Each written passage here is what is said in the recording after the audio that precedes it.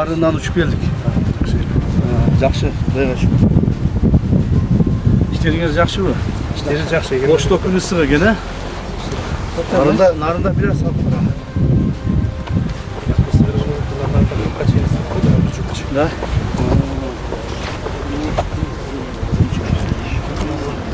Bu stadyonun жетекшісі кім еді? Жанарай тұрған. Олар терішкелікті ama олар үшін. Олар терішкелік. Senin stadion жетекшісі? Көрген ана? Onu gördün mü? Ne olmuş? Geçen futboldan geçecek oldu da. Futboldan кейін stadion тазалаш керек. Тазалап тұрып суыны қойып қараш керек. Еш қараған жоқсың. Сразу біліп қалды. Қарағаным. Бүгүн 11-август күнү Министрлер кабинетинин төрагасынын орун басары УКМК төрагасы Камчыбек Ташиев иш сапары менен Ош шаарында болду. Генерал алгач Ахматбек Сүйүнбаев атындагы Борбордук стадион менен таанышып, андан ары өзү окуган Терешкова мектеп-интернатына барды.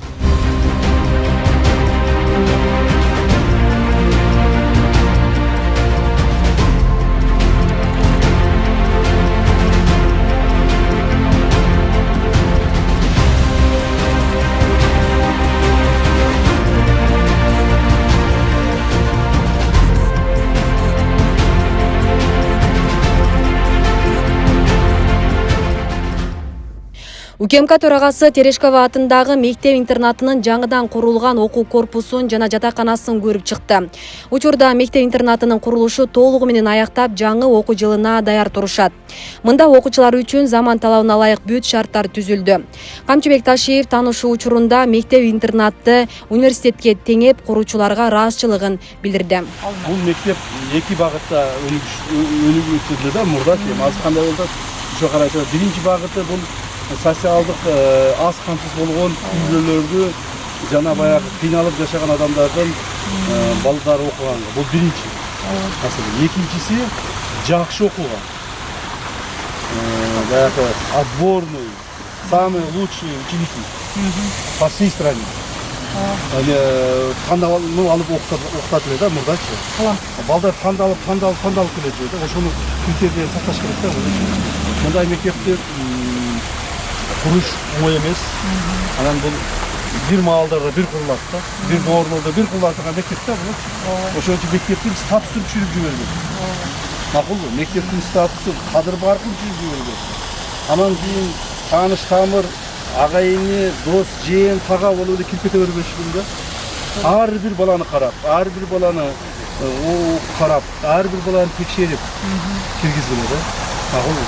60% ошо сиз айткандай таланттуу балдар мэрибиз тапшырма берген атайын. Областтардан мүмкүнчүлүк берели таланттуу балдарга. Анан 40% аз камсыз болгон. Мына биз бул жерден билесиздер, бүткөн балдар боюнча окуучулар бул жерден бул мектепти бүткөн биздин бүтүрүүчүлөр, премьер-министрлер бар, спикерлер бар, министрлер бар, Жогорку депутаттары көп. Көп. Анан кийин ушундай саясий орундарда. Себеби булар эмчен болду. Себеби алардын баары жакшы окуган. Илимдүү, билимдүү болгон. Анан бул мектепти биз бүткөндө ошол маалдарда, эми кийинки маалда өзгөрүп калды, кандай болду билбейм, ошол маалда биз бүткөн маалда. Бир 90-95% жогорку окуу жайларда өттү да. Көпчүлүгү башка мамлекеттерде, Россия жана башка мамлекеттерге чакырып. Мен мына Россиядан бүткөндүм. Ошо 85-жылы бүттүм. Ошол жылы ошол жака барып, Россиянын өзүнө барып тапшырып, ошол жерде өттүм. Ушундай балдар көп эле да. Ошон үчүн кадыр баркын түшүрүп жиберген. Макулбу? Ал кимден дайсыз? Сизден, мэриядан, мектептин директорунан. Макулбу? Ошону жакшылап карагыз. 5-6 жылда бир келип алмашып турабыз, жаңылап. Макулбу? Мынау эмелер ошо маалда биз окуган маалдар чына эме арчалар калды, ошо маалда арчалар калыптыр. Ошо мурдагы арчалар болду. Жаңыдан эккен болду. Жаңыдан көбөйтүп эге бериш керек. Эмне? Зеленый город болуш керек да бул жерчи. Жаганы кыздар Терешкова келген экен, а? Төртөө, Өздөрү келип экишкенби? Ооба. Өздөрү келип. Ошол экен. Эми ал кайсы жылдары эле ошо? 79, 80 жыл болсо 20 жыл, мына 24, 46, почти 50 жыл болуп калыптыр,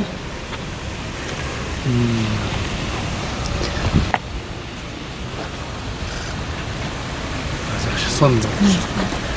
Аурасы жарык, жакшы мектеп. Сон мектеп болду. Мынау да жакчылык. Bunu geçe onday бүтүрүүчүлөр коюп кетти. Үйдөгү проблема класс иштебей ушул жерге. Валерий Терешко учкан маалында капитан болгон экен да? Званиясы. 66-сыныпта ол болду.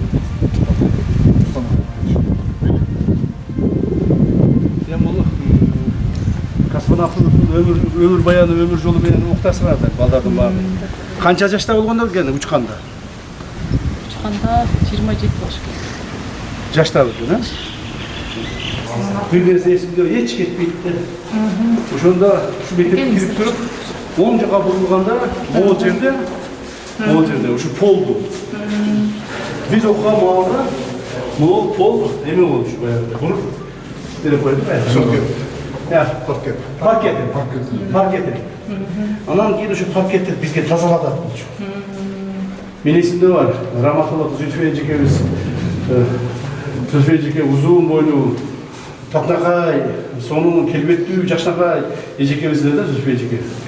Анан кийин бул жерде биз паркетти тазалап атканда бул жактан тук деп басып келет эжекечи. Уже эсимден чыкпайт. Эжеке келип тургандан кийин эмне болдуңар деген анан. Ай, жакшы тазалабы деп анан кийин бияка тык деп өтүп кетет. Ошону эжекебиз. Шаш бул жакты жүрүп койсуңуз. Бул усунканабыз, мугалимдер отура турган жер. Мугалимдер отура турган жер. Бул азыр жана ийде тургандарды даярдап койдук, протокол маркумдерге билебиз. Кичине мындай туруп көрсөтчү, жакшы болуп турбу, бары жок. Жакшы. Биз оны жакшы билсек. Мектебиз салып Сонун жабыркап Бул биринчи класс. Биринчи класстын кабинети биринчи сабак келген ушул жерге киришет. Парталарда сонун экен, Бүт качествосы менен. Мына оформлениясында бүт балдардын ишин эле турган жасаптык. Баарында мурдагыдай жасалма көргөзмө болбойт. Балдардын гана иштерин Анан панелдерге чоң расчет билдирип атабыз. 17 панель, ушу 17 основной стратегический предметтерге коюлду. Жакшы. Молодцы. Эми бул эң алдыңкы мектептерден болот да. Демек ошого жараша балдарды окутушубуз керек да. Куда каласа, күчүмүз жумшайып мен аябай сүйүп атам ушундай мектеп курулган. Рахмат. Үчтөрүндө болгула, үчтөрү. Төрт амалга запас алып болду, эсине ачты.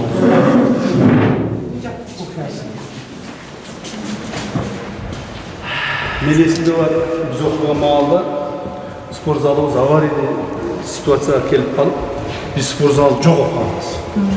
Ошондочу. Сыртта поледе площадьде эме кылчу элек да. Спорт залыбыз жок эле да. Мына спорт залга, мектепте спорт залда кирген сайын ошо эсиме келе берет. Биз спорт зал жок окутуп эледимчи.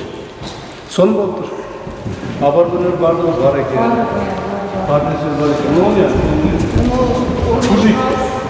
Yok. Bunun ayağına büyük konut olmayacak. Sırt orada bul жерде батпайт. Ol. Kemeleri var eкен, ha? Волейбол сыртта бар, э? Волейбол oynayıp koymaydın mı? Ya.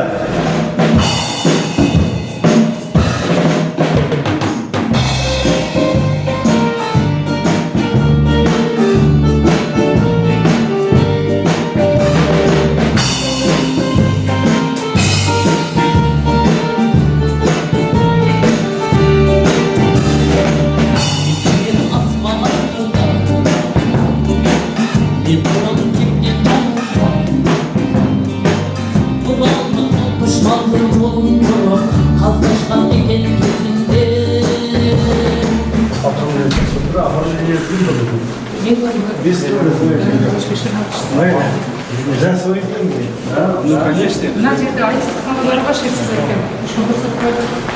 Анан ушул мектепти алып борбор түзөлүп атат Кыргызстанда. Программирование үйрөткөнгөчү балдарды. Мына зал ошондой болот. Саламатсыз. Кандайсыз? Жакшы көрдүңүз, жакшы. Сиз бул мектепте мурда иштедиңиз беле? Мен 3 жылдан ашып иштедим. İşlediniz. Mekteğiniz kандай болуп калды? Өтө сонун. Аябай жакты. Жактыбы? Баягы эмеде общежитиеде иштеп жүргөн убагыңыз эсиңизде? Эсибизде, аны кыйынчылыктар менен окуткан күнүбүз дагы эсибизде. Ушундай жактырган мектеп салып қойғаныңызға сіздерге чоң рахмат. Президент сізге алға баштады.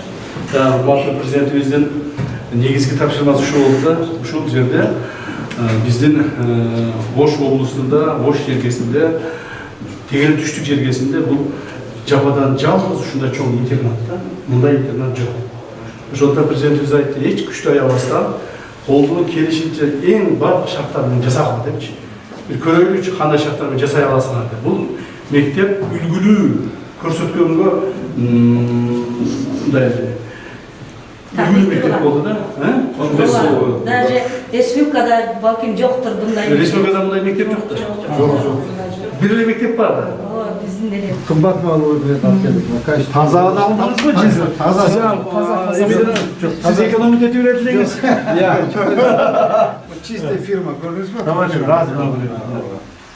Экономить этип берет элеңиз. Жок. Эконом кылган жоксузбу? Көрдүңүзбү? Чистая. Шел. То есть формалары менен. Так. Автобуска, бул женский мектеп. Бул кыздардыкы. Кыздар корпусу да. Балдардыкы бар бу жакта. Балдардыкы бар. Апке балдар. Кана балдарды тизип көрөлү, э? Муну бул эми канчага бересиңер муну? Канча эмеге?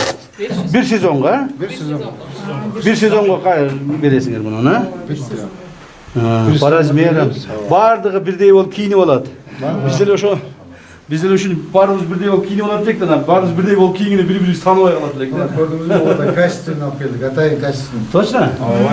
Качественно. Караңыз. Ага, багачы менен. Көрдүңүзбү мынакей? Көрдүм. Жакшы. Ушунда ар бир этажда 2ден эс алуу бөлмөсү, мындай немеси телевизор менен. Ушул жерде кружокко даярданышат, чоңалтык иштерин жасайт. Биз окуган маалда мындай общежитие кайда? Бир комнатада 2 арсол жатат элек, 8ден 10 бала жатат элек. Так. Отоплениясы да жок, кээде ушундай кыйынчылыктар жашайт да. Эми азыркы бул жөнүндө супер эме болуп калды, гостиница. Эми ушуну өзүн жакшыраак колдонуш керек да, эчеке. Жакшыраак колдонуш керек. Сынып калбасын, тынып калбасын, пакланып калбасын. Эми конечно, буюм болгондон кийин сынат деңчи. Бирок ошону өз убагында ремонттоп, өз убагында кайра өзүнүн ордуна коюп, уштап карап туруш керек да. Баягы эле коет, чарбачыл болушубуз керек да. Чарбачыл болушубуз керек. Андай болбосоңуз, бала деген бала да тезде такалап коет. Жакшылап коебуз. Шеф 4төн душ, туалеттер менен бар жок. Ар бир кабатта эс алуу бөлмөсү. Бир жака кыздардыкын, ар жака балдар. Комнаталарга номер койдуңар, койбодуңар? Жок. Кантип койбойсуңар? Прописка келет. Обязательно номер коюш керек. Себеби канчанчы номерде ким мында жазылып турат го. 127 деген. Ушул жакшыраак номер коюп койгула, мына жерге жакшыраак жазып, 127 комнатада керек болсо могул жерге ким жаткан фамилияларын жазып коюш керек. Вообще Ал жазылат, кроваттардан үйдө жазылат. Ошондой кылып койгула да, сонун. Мектеп сону болду.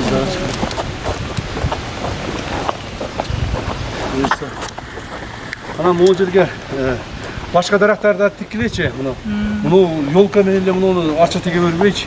Мажурум тал деген бар. Баягы эме деген бар. Не деп коет? Чынар теректер деген бар. Чынар теректер эктик кругом. Элге да эккилер. Көлөкө болуш керек. Канчалык көп эксеңер ошончолук жакшы. Неге бердиңиз? Ана мына эменин спорт площадкага тегереген. Муну курчаш керек да муну. Топ бер жак кетип калса не болот? Мыяк тебелейт. Туурабы? Сетка менен курчап коебуз. Курчагыла, мына тегереген курчагыла. Сону жасагандан аягына чейин жасаш керек. Себеби мына топ ойнойт, волейбол ойногондо. Бер жак өтүп кетет, туурабы? Бер жак өтүп кетет, ама олар тебелейт. Бул бир. Анан көчө жакты карагыла. Көчө жакка да топ кетип калат. Мына топчу. Ошо көчө жакта да бир 3-4 пролетту көтөрүп коет. Эми трансформатор иштеп атабыз? Иштеп атат. Так, жаңы автобус.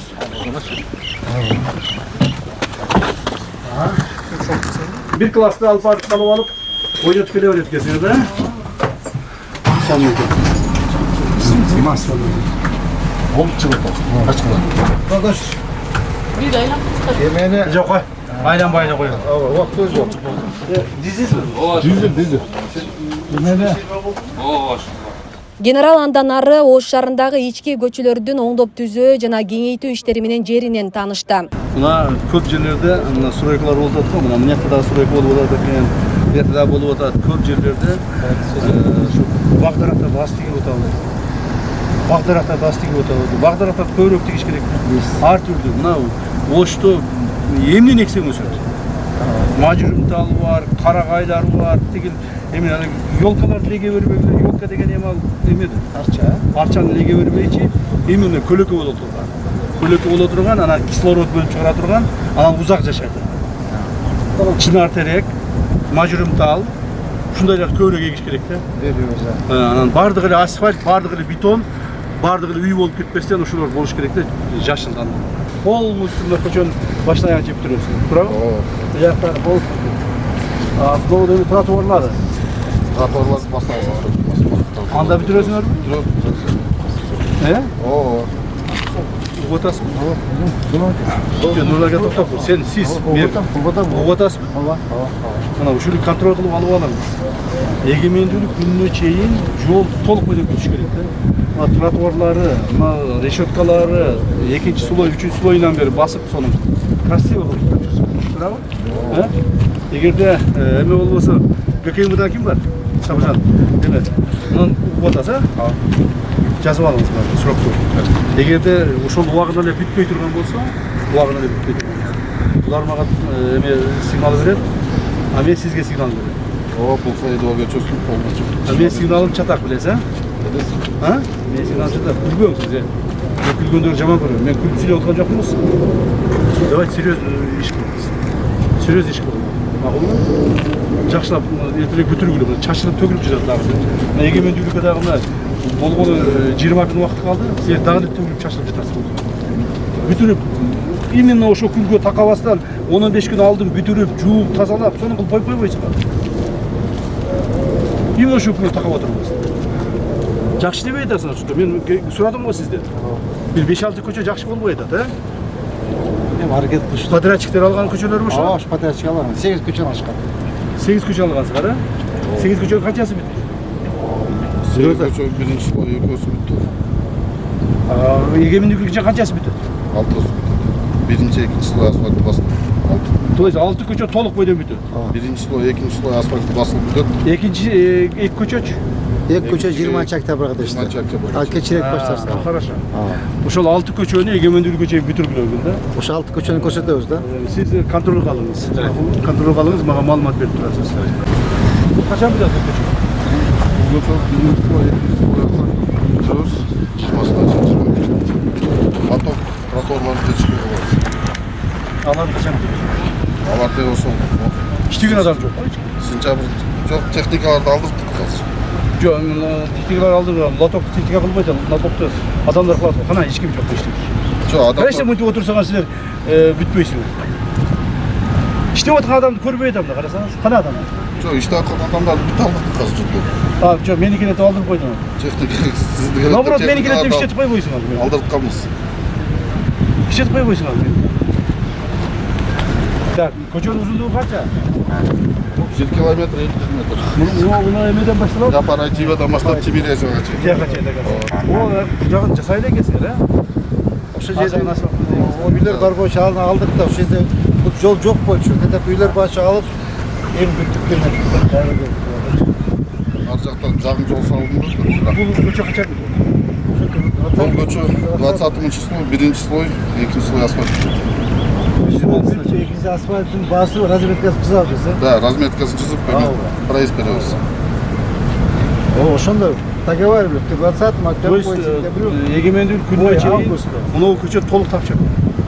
Биринчи, экинчи Проездный часть тапшырып. Проездный часть тапшырылат. А мына тротуар, лотоктордун баардыгы качан бүтөт? 20 сентябрь. 20 сентябрь до конца. До конца сентября. До конца сентября. Вот так договаривали. Силерге өзү постоянно 5 күн же 10 күн жетпей калат, да? Ой берсе жетет. Мен сиздин айтып аткан нерсеңиз бар, мына жерде КГБчтер бар, жазып атат. Срокторунан бери жазып атат. Ойлоп койбоңу, айтып эле эстен чыгып калат. Бул кишини айтып койсоң болду. Алдап-салдап кетирип койсоң болду деп. Не? Сиздин айтканыңыз баары жазып атат. Бүгүн мына Нарындан келдим азыр. Нарында Шералиева деген көчө бар. Шералиева деген көчөнү 10 августка бүтөбүз дедилер. Мен бүгүн 11 августка бардым. Барсам да bir күн сурап атышат. Bir күн жетпей калды депчи. Ама айтып жок, анда 15-не чейин бүтүргүлө деп, дагы 4 күн убакыт берип берди. Ошол сыгарында сиздин айткан сурактарыңызды бул жерде балдар жазып атат. 26-сында кайсыны бүтөсүз, конца сентябрда эмнени бүтөсүз бардыгы. Макулбу? Себеби дегенде мындай дейм, бул нерсенин бардыгы мамлекеттен бөлүнүп берилип аткан акча. Бюджеттин акчасы, элдин акчасы булчу. Мамлекеттин акчасы. Ошондуктан мамлекеттин акчасы кандай сарпталып атат, үнөмдөлүп атат, кандай натыйжалуулугун берип атат, башканы бүт баарыбыз карап турушубуз керек. Отуңузбу? Бул жөнөкөй сиздин баягы бир коммерцияңыз же болбосо башка эмес, ошону этият болуңуз. Ошо этият болуп анан кийин Aka, sizge mesele. Мына үйлөрдү жакшы бузупсуңар. Үйлөрдү бошотупсуңар. Бирок ушуларды ушуну бузуп таштап койбостон булардыкында бир нерсе кылыш керек да. Жарайт. Жол жагын жок дегенде жол жагын шыбатып, воротолорун койдуртуп, эшик терезелерин койдуртуп, мындай фасадтарын оңдоп, мындай адам көрүнө турган болуш керек да, баягы сош түшкөндөй болуп калбасын. Бул бир эле бул эле көчө эмес, бардык шаар боюнча. Шаар боюнча бардык жерде ошол снос болгонун изин калып баш керек да. Изин калып баш керек. Ha? Жакшылап иштейсизби? Жакшылап иштейсизби? Камчыбек Ташиев Ош шаарында мамлекеттик ипотека программасынын алкагында курулуп жаткан Асман Резиденс 1 Ош турак-жай комплексинин курулушунда текшерип, сапатына өзгөчө көңүл бурууну жана белгиленген мөөнөтүндө бүткөрүүнү эскертти. Долбоорго ылайык жалпы аянты 1,3 гектарды ээлеген жерге 12 кабаттан турган 8 үй курулат. Батирлердин жалпы саны 528. Турак-жай комплексинде спорт жана балдар аянтчалары, жер алдындагы унаа токтотуучу жайы, коомдук тамактануучу жайлары жана соода дүкөндөрү каралган. Президентибиздин алдыбызга кол тапшырмасы ошондо. Үйсүздөрдү үйлүү кылышыбыз керек, бардыгы.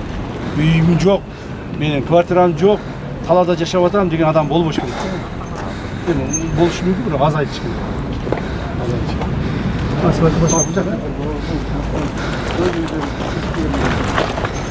Эң биринчи баштаган осы Эң биринчи баштаган 3-чү блок ушул. Үстүн жабыла баштады, да? Жабыла баштады.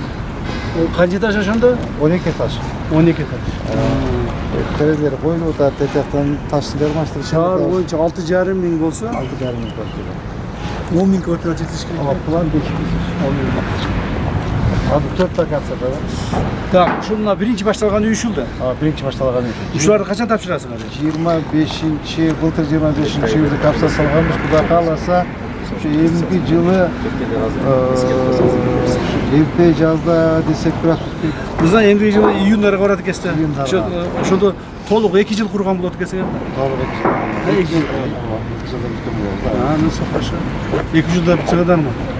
Андан соң Камчыбек Ташиев Ош шаарына атайын техникаларды тапшыруу аземине да катышты жана президент Садыр Жапаровдун атынан мэрияга жалпы 20 түрдөгү 120 дана техниканын ачкычын Ош шаарынын мэри Жеңишбек Токторбаевга тапшырды. Бул техникалар президент Садыр Жапаров мамлекеттик турукташтыруу фондунан бөлүп берген 500 миллион сом каражатка сатып алынган.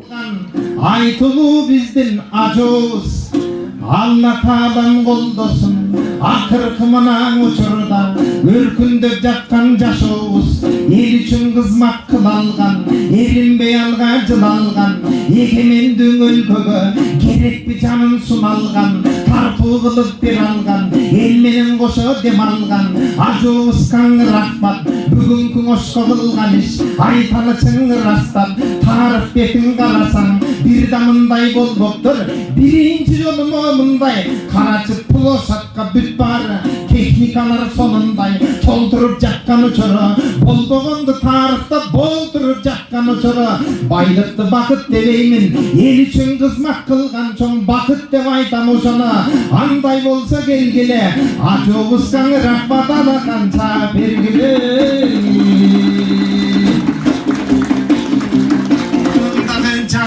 Жакшылар жандоочу кийик аттырат, болбосо жого чаптырат. Сиздей жан достору турганда көңүлү ток шап турат. Ушундай сонун кишиге ыраазы болуп айрыкча жасап аткан ишине, андай болсо келгиле, ажообуздун жанында генералга да рахмат ала канча бергиле.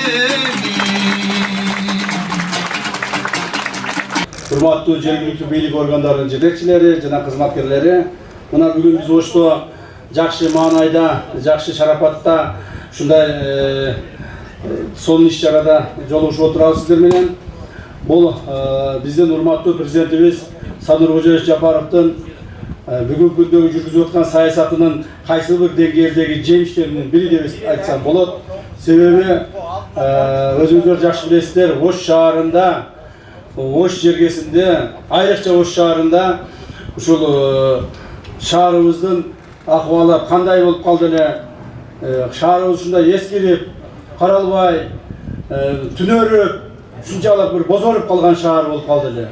Бирок ушуну эске алып, урматтуу президентибиз мындан ары Ош шаарына чоң жардам кылайлы, Ош шаарын көтөрөйлү, колдойлу деген максатта биринчиден ушу шаарга мэр кылып Жеңишбек Шермаматовичти дайындады.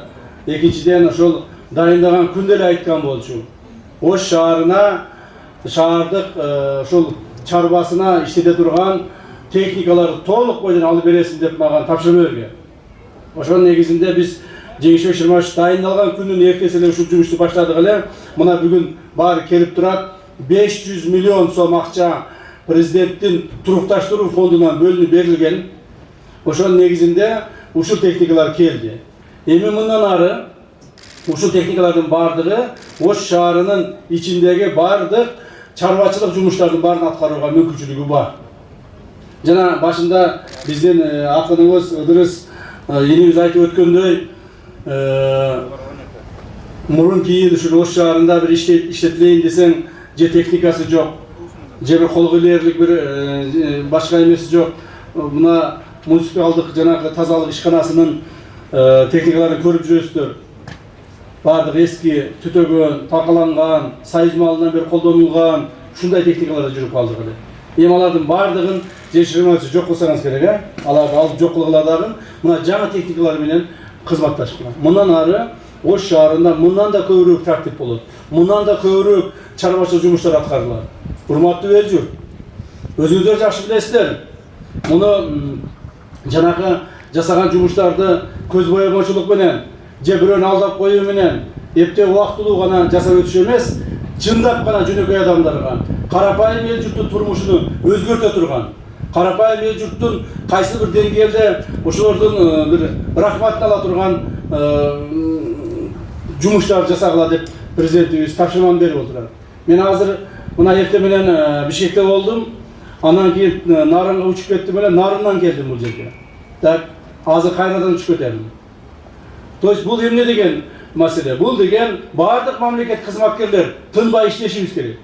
Мамлекет кызматка келдиңби? Иште. Мамлекет кызматка келдиңби? Ошол элдин жакшыргай ак батасын алыш керек. Анан мамлекет кызматка келип, мурдагыдай мамлекет кызматка азыр байыш үчүн, же болбосо өзүнүн бир кадыр баркын көтөрүш үчүн келбейт. Кадыр баркты эл көтөрүш керек. Ошондуктан бул жерде биздин арабызда турган бардык мамлекет кызматкерлерге дагы бир жолу тапшырма иретинде айтып өтөмүн.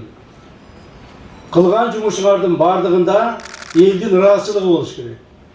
Бул эң негизинен укук коргоо органдары, прокуратура органдары, сот органдары, коопсуздук органдары элдин түздөн-түз тилегин аткармайынча, же элдин түздөн-түз ошол суроо талаптарына жооп бермейинче ишиңерге мындай жакшы баа берилбейт. Өзүңүздөр билесиздер, мына эл журтка дагы муну айтып коюшубуз керек, мындай жарыя кылып. Мына азыр сотторубуз, Жөнөкөй районунун соттору эң аз алган акчасы 300 000 сом болду. 300 000 сом болду. Облустука андан да көбүрөөк. Жанагы жогорку соттун судьялары андан да көбүрөөк болду. Бул эмне үчүн жасалып атат? Ошол соттор коррупциялык элементтерге берилбесин, элдин турмушун, элдин ошо чече турган жумушун акыйкат чечип берсин деп президентибиз ушуга умтулуп атат. Ошондуктан ушул маселени жакшылап карашыбыз керек. Билесиздер, Ош шаары эми муну азыр айтсаң тарых болот, кээ бирлери кээде өзүбүз эле ишенбей кетебиз, ушундай болду беле дегендейчи. Ош шаарында өтө Oşu şahar emez, bütün Kırgızistan'ımızın bardığında ele. Ayrıca Oşu şaharında öte kriminallaştırıp ketkenmiz. Kriminallar köpeyip ketken, banditler köpeyip ketken, opuk işlikler, kıyılmın degen bayağı çala sportsmenler köpeyip ketken. Biznesmenlerdi kıynap, biznesmenlerle kıynamasdan, jönököylü adamları kıynamasdan, mamleketlik organlarga kol sala başlaşkan. Muna oşulardan bardığın tartipke keltiriş üçün ne degen emgek ketti? Oşular tartipke keltirip bardığın mıyzamdığı olup, bardığı mıyzamdığı yaşap, bardığı bir mıyzamga başı idirişke alıp geliş üçün ne degen gana köp kıyınçılıklarda öttük. Muna oşuların bardığı emi artta kaldı. Mınanları biz ösüp önügüşümüz gerek. Uşul жерде оштуктар турасыңар, оштуктар десе, ойлоп огула мен башка жактан экендир. Мен да оштукмун. Мен да ошо ошто чоңойгонмун, ошто өскөнмүн, ошто окуганмын. Биз бардыгыбыз билебиз. Мына жакын кала жерлерде бир случайны айтып берейин силерге. Силер кээ бирлер ойлойт бул кандай болуп атат экен деп. Силерде мына ушул жерде баягы Досонов Женга деген бир криминалдык авторитет бар эле, туурабы? Женге дегенде бардыгы унчубай калышты. Жеңгенин балдары, жеңгенин чорнойлары, жеңгенин кыйындары болуп, ушундай болуп калышты. Керек болсо биздин укук коргондарыбыз да унчубай калган. Бир эле случайны айтып берейин, азыр ал кишинин үстүнөн өтө чоң мурда кылып өткөн кылмыштары боюнча кылмыштар ачуу процесси болуп атат. Биринчи кылмыштардын өзүнүн жердештерине ушул мына бир случайны айтып коеюн эми бул уже бул ачылган кылмыш, муну эч кандай жашыра турган секретный нерсеси жок. Өзүнүн жердештери мына СИЗОдо наркотикке сайып өлтүртүп 2015 жыл өлтүрткөн балдарды мына азыр таап чыкты. Анан дагы көп айтышат, Женге биздин жердешибиз болгон деп. Өзүнүн жердешибин өлтүрүп атат. Ушул бандиттер болгон ушулардын бардыгы. Ошол бандиттердин бардыгын азыр жок кылынган. Кыргызстандын кайсы булуңгурчунда болбосун бир дагы бандит болбойт мындан ары. Уюшкан кылмыштуу топ деген болбойт. Бардыгы мыйзам чегинде болот. Эгерде оштук баягы канча калган бандиттердин мүчөлөрүнө же башкаларына айтып коеюн. Эгерде бирөөңөрдү угуп калса бир жерден каттуу жаза тартасыңар, жигиттер. Каттуу жаза тартасыңар. Мыйзамга кайтып, мыйзам чегинде жашагыла.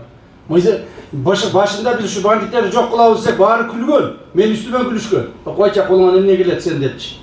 Колуңан келбейт, бандиттер жок кыла албайсың. Булар болгон, боло берет, бардыгы булардын колунда деп. Мына азыр кандай ситуация болуп калды. Куду ушундай эле ситуацияны коррупция боюнча айтып өтөйүн. Коррупциялык элементтер боюнча. Мамлекетибиздин бардык жеринде коррупция чырмап алган. Техника сатып аласыңбы? Коррупция бар. Жол курасыңбы? Коррупция бар. Имарат курасыңбы? Коррупция бар. Бирөөнү жумушка аласыңбы? Коррупция бар. Ушундай болуп кеткен. Жөнөкөй адамдарга жашоо жок болуп калган. Жалаң ушу бийликке байып, ушундай үйлөрдү салып, ээлеп алып жүргөндөр гана жашап калган. Эми андай болбойт. Урматтуу президент Садыр Кожоевичтин биздин алдыбызга койгон тапшырмасы коррупция элементтерге толук бойдон бөгөт коюу. Өзүңүздөр жакшы билесиздер, 21 январь быйылкы жылдан баштап коррупциялык кылмыштарга жаза катаалданды. Катаалданды. Эгерде мурда коррупционер бир кылмыш менен колго түшсө, взятка менен колго түшсө, же болбосо бир мамлекеттин бир байлыгын жеп койгон болсо, ал ошо мамлекеттин байлыгын кайра толуктап, тергөө менен кызматташууга барып, жана бардык кылмышты мойнуна ала турган болсо, мыйзамдын чегинде ага штраф менен чыгарып коюшчу. 20, 30, 50, 100 миң сом менен. Эми андай болбойт. Эми азыр мойнуна алса дагы, ошо урдаган акчасын ордуна койсо дагы, тергөө менен кызматташса дагы, эмне кылса дагы сөзсүз түрдө түрмөгө турат. Мына ушундай мыйзам кабыл алдык. Ошондуктан коррупциялык элементтерге, баш ийгендерге, коррупция элементтерге барган мамлекет кызматкерлерге дагы бир жолу эскертип айтамын. Коррупцияны тыйгылаган. Туура ушул мыйзам кабыл алгандан бери азыр кескин түрдө коррупция азайды. Бирок баары бир бар. Баары бир жанагы паразиттер, кан соргучтар, анча-мынча майда чүйдө аяктан бияктан алып коеюн дегендер бар. Айрыкча мындан ары биз мамлекеттик деңгээлдеги коррупциянын баардыгын азайттыкпы? Азыр мектептер, больницалар, садиктерге чейин карайбыз. Жакында эле Ошко келип мен бул жерде ГКМда чогулуш өткүзгөндө түштүк жанагы эсептөө палатасы түштүк жетекчиси айтты эле, бизде эч кандай коррупция жок, коррупция болсо мен жооп берем, иштен кетүүгө даярмын деп. Мына кече Тогуз-Тородо ошонун бир кызматкерин $3000 пара алып аткан жерден кармадык. Кызматтан кетти ошо киши. Я, ГКМдин эмеси бар, жетекчиси бар. Кетти кызматтан. Кеттиби? Жазып кетти. Кеттиби?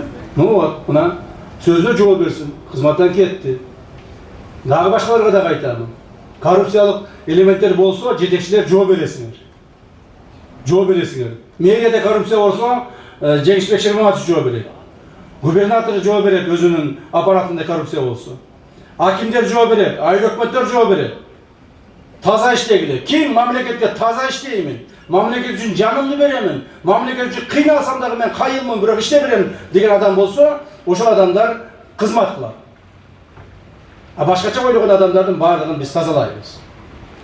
Урматтуу эл журт, урматтуу туугандар, Оштогу болуп жаткан өзгөрүүлөрдү өзүңүздөр көрүп атасыздар. Ош шаарына эле быйылкы жылы 20 миллиард сомдон ашык акча бөлүндү. Ош шаарынын өзүнө эле. Жолдорду жасаганга, мына ипотекалык үйлөрдү курганга, техникаларды алганга, жана башкалардын бар 20 миллиарддан ашык акча бөлүндү. Мына Ош облусуна болсо 30 миллиардты тегереген акча бөлүндү, 28-30 миллиард тегереген акча бөлүндү. Ош облусу, Ош шаарына кошулуп 50 миллиард акча бөлүндү. Качан ушундай болгон эле? Эч кандай мындай болгон эмес. Ошо бөлүнгөн акчаларды эми эффективдүү иштетип, ошолордун пайдасын көрүш керек. Ошолордун пайдасы элге тийиш керек. Ошо бөлүнгөн акчаларды иштетип аткан мамлекеттик кызматкерлер, жеке кызматкерлер бардыгыңар ушуну эсиңерге тутуп алгыла. Эртең жолу куруп аткан жолуңарды текшеребиз. Куруп аткан зданиеңерди текшеребиз, иштеткен техникаларыңарды текшеребиз. Ошондо ошого илешип калбаш үчүн азыртадан таза иштегиле. Азыртадан таза иштегиле. Урматтуу эл журт, мындан ары дагы ушул мамлекетибизге таза жана көптөгөн кызматтарды кылуу үчүн урматтуу президентибиз Садыр Нуркожоевичтин бизге берген тапшырмасы бар. Ошо тапшырмасы аткаруунун негизинде мына Ош шаарында болуп жаткан өзгөрүүлөргө туш болуп атасыздар.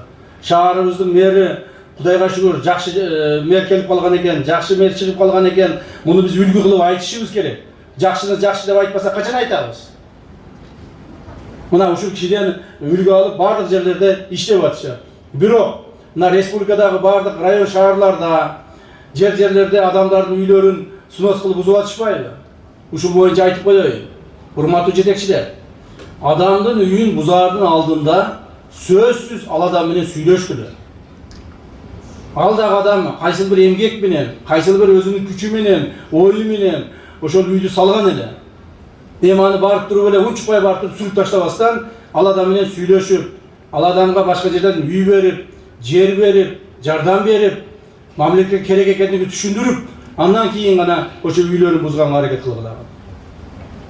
Анан кийин кече бир-эки жерде барып айтпай дебей туруп эле үйлөрүн бузуп киришкен. Ал туура эмес. Президентибиз да ушуну айтып атат. Ал туура эмес. Ал билбей салып алдыбы ал жерге, мыйзамды бузуп салып алдыбы, баары бир ал адам жашап атат да эми ал. Жашап атат да, анан баары бир анын жашаган үйүнөн эле кууп чыгып эле үйүңдү бузуп эле бар талаага бар деп кууп кирсе, андай болбош керек. Ошону ар бир жетекчилер эсиңерге тутуп алгыла. Анан Оштун мэри бузуп атыптыр деп эле анан баардыгын буза бербегиле. Оштун мэри мына азыр мен сурасам, бул киши айтып атат, мен барып сүйлөшүп атам дейт. Үй берип атам, участок берип атам, анча-мынча макул болбогондор да бар. Алар менен дагы да сүйлөшүп атам деп ушинтип айтып атат. Ушинтип гана элдин көңүлүн алып туруп гана иштеш керек.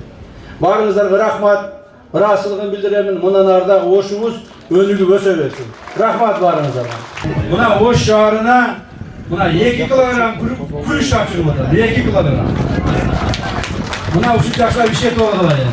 Жана кимге беребиз?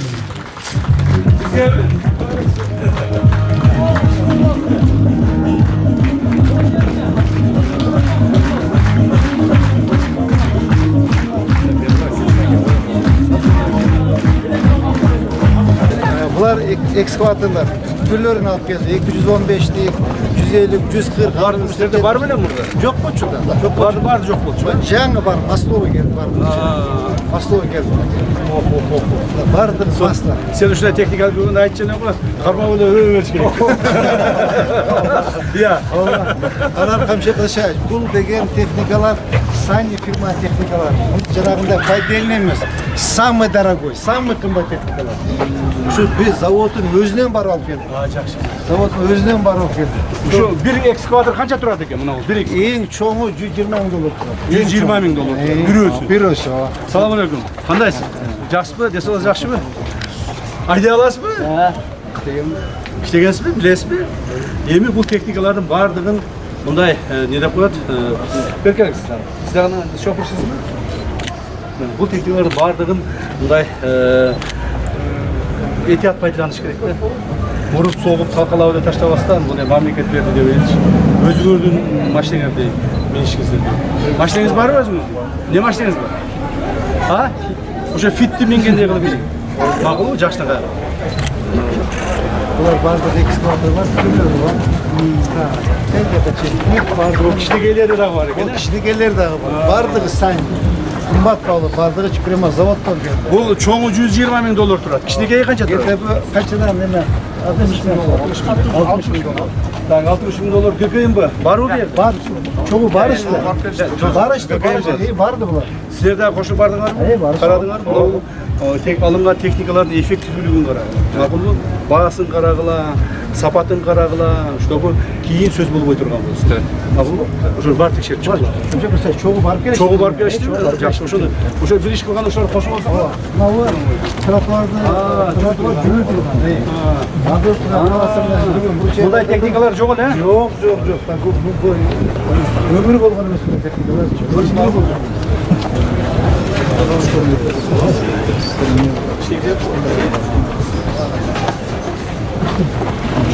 Ya kaç var öyle bir Bunlar tipe sakatlayan da. Bunda joken de böylelerdi için. Topu Pekin şarında var. Pekin'le var orada işte.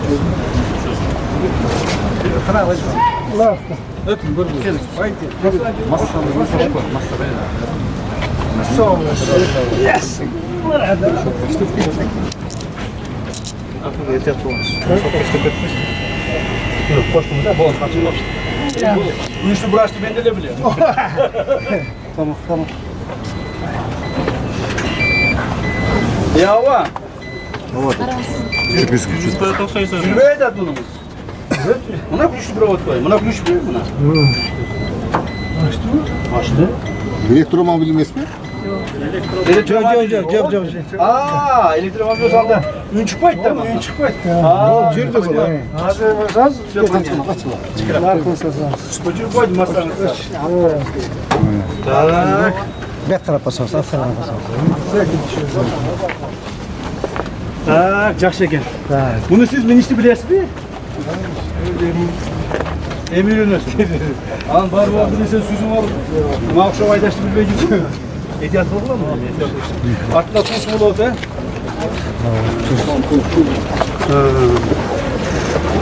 Kaç 25. yılı çıkarılgan makine ekan. Elektrический ekan. Tak, 6 saat işleydi ekan. Vardı bize cazım. İşte alas. Haydi dur. Olur mu? Birisi olur mu? Ehtiyatlı olmamış değil mi? Так, bu Bunu almıyor. Harika. Jana şıpırav, küzde jalbırakta şıpırav, yemeden gaz oluyor. Hava, pilisos. Так, bu kışta demek trottoarda kuruyoruz. Trottoarda kuruyoruz. Moment trottoarda şıpıravız. Onda teknikler daha Alsın. Bişkek'te çok. Bişkek Calabat'ta çok. Calabat'ta değil çok. Yok. Calabat'ta çok olsa sayırız lan. Ulaşıp bırak durganlar ha? шыпыра тұрғандар. Абла шыпыра топ дүкендер. Жігіттер алдырақ басқалады не көрөлі? Алдырақ басқалады. Шыпыра тұрғандар екен. Бұлар барын Батыр ағам тартасың, сіздерден басқа ешкім болды. Жоқ болды. бұлар Бұлар жаңадан операция етті. Эми ошондо силерде жаңадан штат көбөйдү да. Айлықтар қанша болды? Айлығыңыз қанша? Айлық алды 16. бұлар азырақ бұлар көтеріп ұстап 16 аз. Азыр бұлар жоқ дегенде бір ең аз алды дегенде бір 30 000 алыш керек те. Көбіз дегендечи, Соның зор машина екен, Мастер, жаптық кәдімгі. Ақша іштете берді. Жақсы келмеді. Алдырақ басып. Бұл не? Асфальт. Бұл асфальт бұл. Погрузчик мына. Бұда погрузчик никогда не было. Объемы қанша? Адам олар 20 штук жаңы 25 тонна емелер. Шахмандар олар. İçine girseniz, водитель қана сен ме? Отырсаңызшы. Отырып айдасың жоқ мен. Отырып қойсаңыз, отырып қойыңыз. Қойшы мен айтып отырып әлі қояйыншы. Үйлабаң. Үйласаңыз ұқпай кетіп қалам. Үйлабай айт. Çaydan beri üşütüp жүрем мен. Не болды? Коррупциядағы. Үйлабайын дейін. Ұқпайын. Кете береді. Анды ұқпа. Қағазыңыз бар ма? Не болды? Мынаке. 17 жашта бала бар. Болбағанда ойынчық пистолет менен қамап 5 жылға қамап қойды Ташиев. Ошоға жардам беріңіз маған. ЧСОда жатат ішесіз. 7 бала беремеді, көшеде қалдым. Үйімдағы жоқ, үйімдағы жоқ. Уасымен ұқпайсыз. Тоқтаманды. Тоқтам, болды. Все, успокойтесь. Гүлзина Ешмаматовна. Мен ошол. Гүлзина Ешмаматовна, телефон номеріңіз бар екен, а? Мына бұл Қарасу районы соттың шешімі. Тергөнүк ошо. Қарасу районы сот. Облыс шешімі сот шығарат па? Жоқ, ошоға актам, жоқ актам. Бүтін ақша сұрап атышат. Адвокат деле, сот деле, прокурор. Мұғайын ұқпайсың. Үйлабай, Шотырбайсың, болды да. Ошыда қылмышты қыласыңар дағы, анан кейін дағы мұға деп долыланасыңар. Мұғайын деп атқанда тұрбайсың бұл Кечір қағыз. Болды, мұнай қылады. Гүлзина Ешмаматовна. Мына мен сіздің арызыңызды біздің Ош облыстық ГКМ-нің басшысының бірінші орынбасары тапшырып отам. Мақұл ба? Телефонға чықырыңыз қазір. Мына буквально саат 5 болды, саат 6-ға келіңіз ГКМ-ға. 1 саат ішінде. Мақұл ба? Толық жәрдем берген. Мақұл ба? Толық жәрдем берген. Мен өзім көзөмөлгө аламын. 18 жашта, 17 жашта болған. Мен өзім көзөмөлгө аламын, жардам берем. Құда қаласа, Құдай бұйырып насип етсе, жақсы болып жүрсеңіз, балаңыз шығарып береміз. Мақұл ба? Қолды беріңіз. Бұл электромобиль, масловый машина. Азырынша 53 лira алып келдік, муниципалдық такси болды. Ең соңы. Ош шаарында. Жаңы масловый барды. Ошоны барды. Едене форма, аққалпақ, аққойнақ. Бұларға баяғы демелі контроль қойып Енді азыр видеокамера қойдық, GPS қойдық, бар қойдық. Солмақ деген. Электронды. Қандайсың әлі? Жақсылар жігіттер? Бұндан 53 теңге. Алпақты бардыға кигіле деген екен, ә?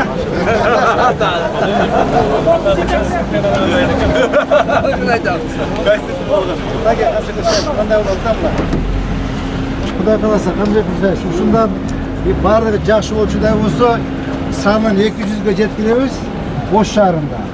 Ана Бұны мұндай қашқан. 200-іміз, бұл егер барлық жақшы болса, санын 1000-ге жеткізіш керек. Жаңы техникалар шаар көчөлөрүн жууп тазалоо, шыпыруу, кышкысын жолдордогу карды күрөө, туз себүү сыяктуу иштерде колдонулат. Ошондой эле автокрандар, оор жүк ташуучу унаалар, жолго асфальт төшөөчү техникалар бар. Асель Сыдыкова, Замирбек Тойчубаев, Регион телеканалы, Ош.